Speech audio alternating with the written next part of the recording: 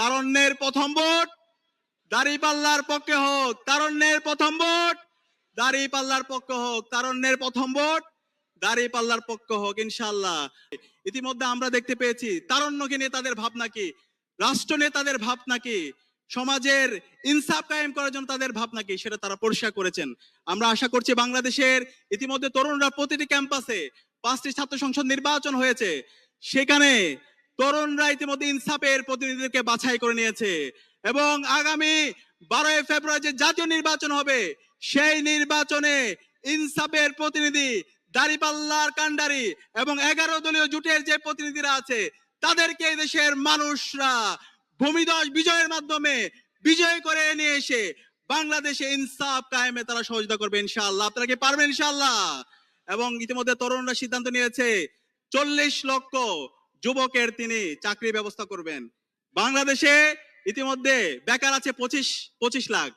তারুণ্যের প্রথম ভোট দাঁড়িপাল্লার পক্ষে হোক। তারুণ্যের প্রথম ভোট দাঁড়িপাল্লার পক্ষে হোক। তারুণ্যের প্রথম ভোট দাঁড়িপাল্লার পক্ষে হোক ইনশাআল্লাহ। আপনাদের এই অঞ্চলের যিনি নেতা, ঢাকা 7 আসনের নেতা এনায়েত ভাই, তার কাজের মাধ্যমে, তার কথার মাধ্যমে তিনি প্রমাণ করেছেন। আমরা আশা রাখছি ইনশাআল্লাহ নির্বাচিত হয়েছে, আপনাদের প্রত্যেকটা কমিটমেন্ট তিনি কাজের মাধ্যমে বাস্তবায়ন করবেন ইনশাআল্লাহ।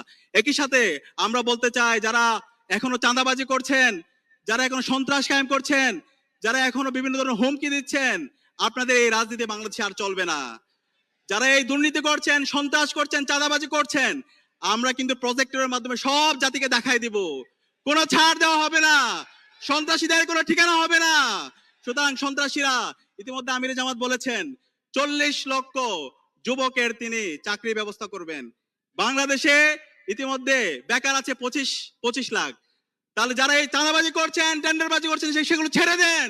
জামায়াত ইসলামী ক্ষমতা আসার পরে সকল বেকারের চাকরি ব্যবস্থা করবে ইনশাআল্লাহ।